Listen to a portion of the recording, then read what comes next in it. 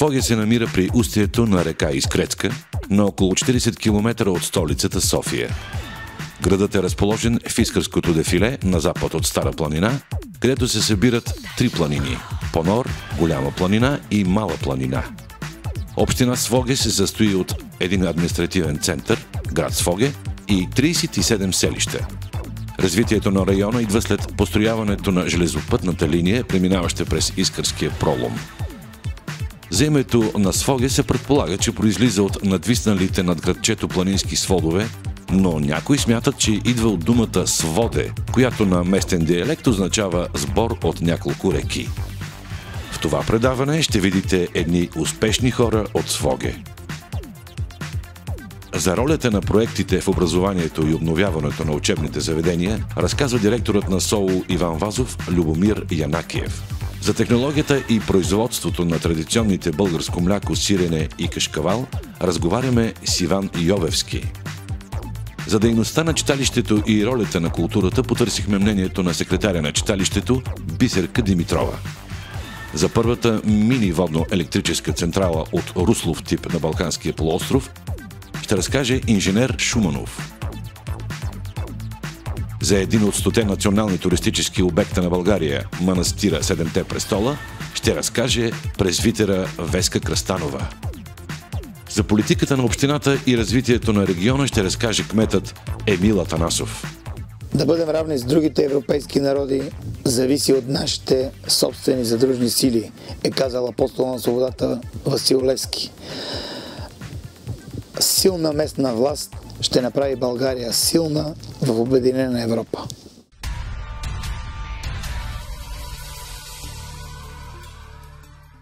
Като кмет на община Своге искам да кажа, че нашата задача е подобряване на условията за живот за нашите граждани.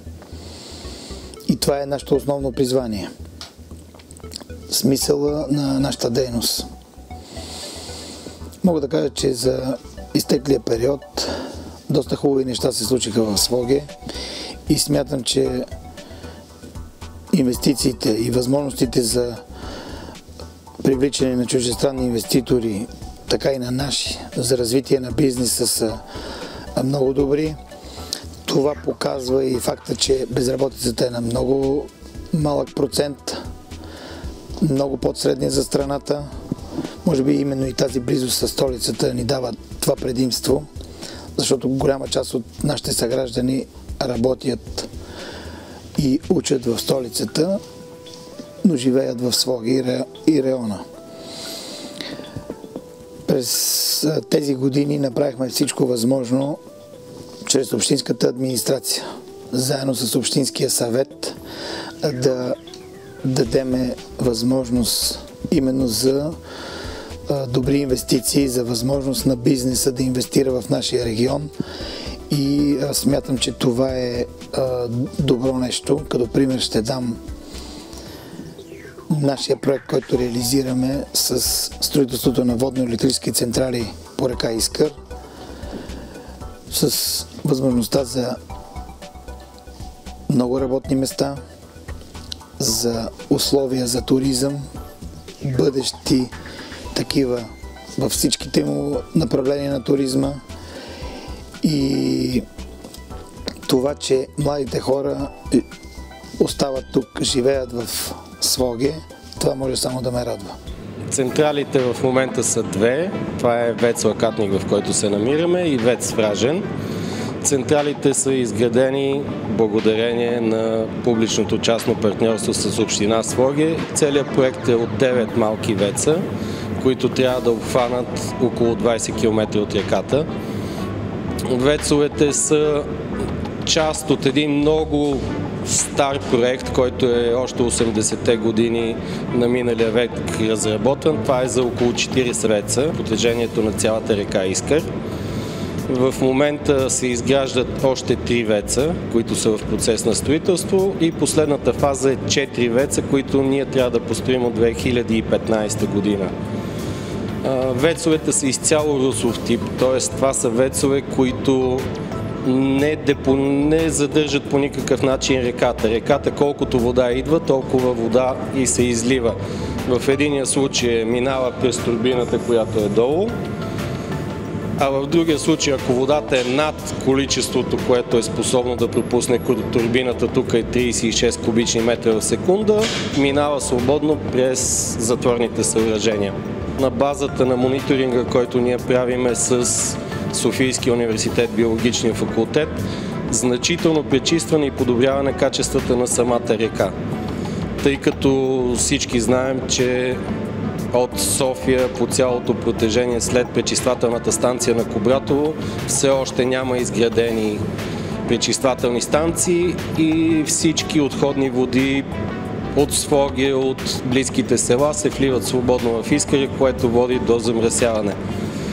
Тъй като ние сме естествена бариера на реката, тези отпадъци се депонират, след което значителна част от тях, твърдите отпадъци, идват на решетопочистващата машина, която автоматично ги събират се в контейнери и всичко това се извозва към Своге.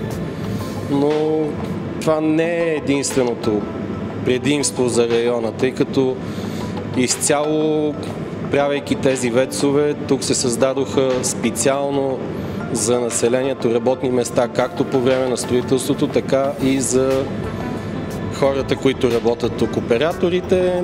Много често използваме фирми, които са от района. Те ни помагат, довършителни дейности, ремонтни дейности и изцяло разчитаме на местни сили. Моделът, който имаме изграден с италианската компания, наистина моделът е публично-частно партньорство, като общината има 10% в общото ни дружество.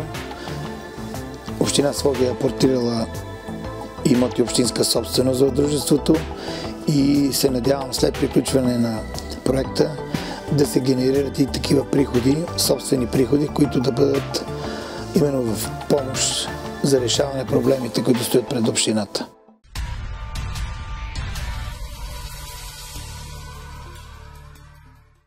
Община Своге предлага много възможности за развитие.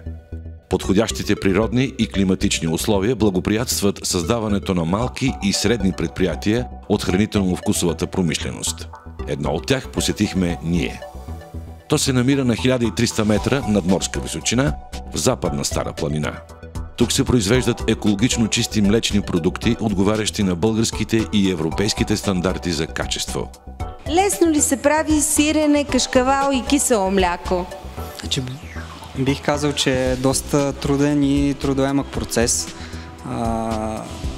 Той е така твърде специфичен и самото произвеждане на какъвто и да е продукт е доста трудно. Какво е особеното в технологията на производство на мляко, сирене и кашкавал? Особеността в производството на всеки млечен продукт е това, че работим с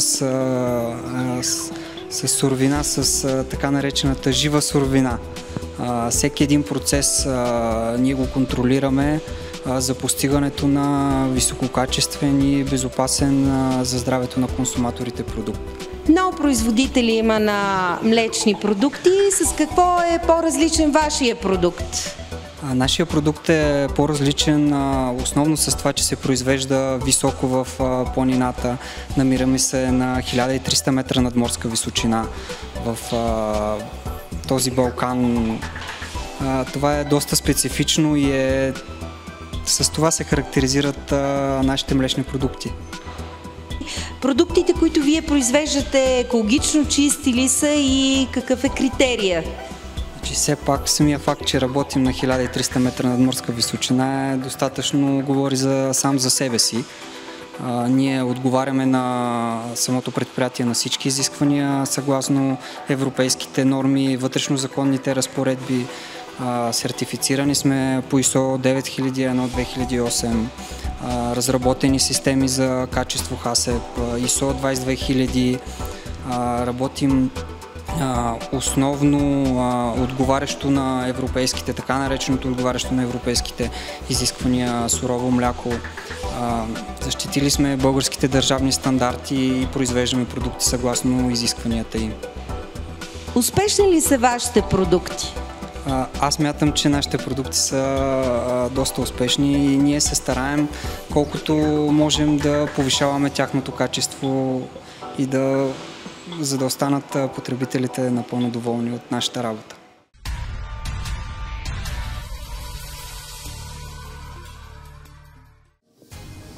След приемането на България в Европейския съюз, предизвикателството пред нас, пред местните власти, наистина е много голямо, с възможностите, които ни се дават по участие в различните оперативни програми. Община Своге участва във всички възможни програми и проекти. Ще дам пример с програмата за развитие на селските региони, в които голяма част от нашите населени места имат право да участват.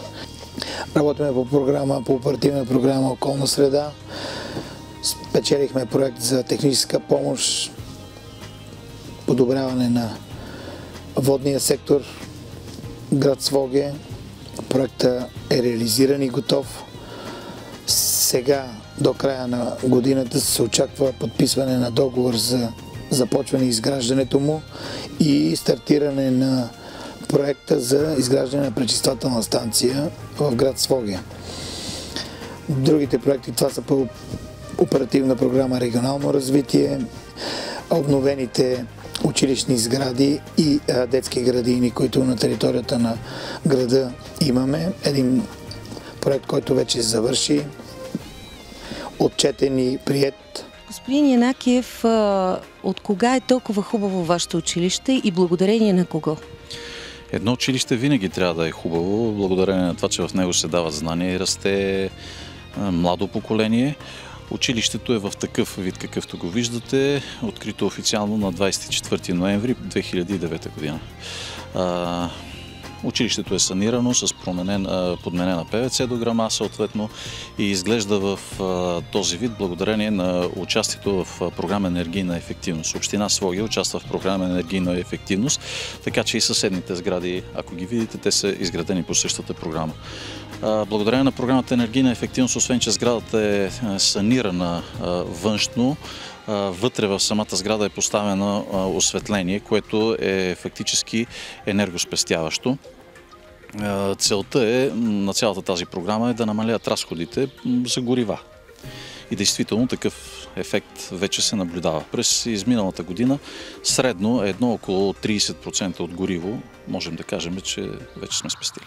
Искам да благодаря на всички, които имат принос в нея, като се започна от община, Министерство на образованието, където също сме участвали по такива проекти. Искам да благодаря обаче и на своите колеги, които много заинтересовано погледнаха на нещата, в смисъл такъв, че бяха активни във всяко едно мероприятие по време на строителството. Изтърпяха много лишение и те, в крайна сметка, са тичали по министерства и са участвали в тези проекти чисто административно.